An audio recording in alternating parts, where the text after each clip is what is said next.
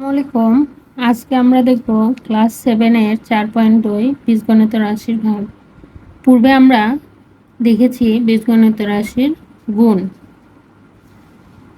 দেখা যাক, ভাগের ক্ষেত্রে আমাদের সবথেকে গুরুত্বপূর্ণ বিষয় হলো যখন একই রকম চিহ্ন থাকবে, মানে মাইনাস মাইনাস থাকলেও প্লাস হবে, আবার প্লাস প্লাস থাকলেও প্লাস হবে। এই জিনিসটা আমাদের মনে রাখতে হবে। তাহলে আমরা 1 নম্বর একটা অঙ্ক দেখি। এটা প্রথম রাশি, এটা দ্বিতীয় রাশি। প্রথম রাশিকে দ্বিতীয় রাশি দ্বারা ভাগ করব। সেক্ষেত্রে আমরা এভাবে লিখতে পারি a5c ভাগ করব 3a b²।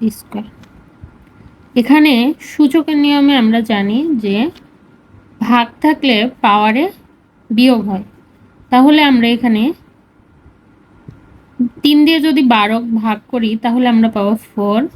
এ আছে, এ কিউ আছে, নিচে 1, তাহলে -1। b⁵ b² আছে -2c। তাহলে এটাকে আমরা লিখতে পারি 4a² b³ c। এটাই অ্যান্সার। এখানে আমরা আরেকটা অঙ্ক দেখি। -28pq q² r5 7p² q/q। এটাকে যদি আমরা একেবারেও করলে করতে পারি যে এখানে 7 দিয়ে যদি 28 ভাঙাই, 4 7 28 -4।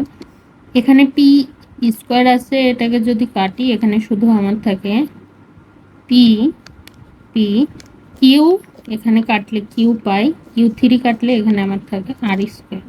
তাহলে q/r²। এভাবেও আমরা করতে পারি। ধন্যবাদ সবাইকে সাথে থাকার জন্য। আমরা পরবর্তীতে ভিডিওতে আবার পরের অঙ্কগুলো আলোচনা করব। আসসালামু আলাইকুম।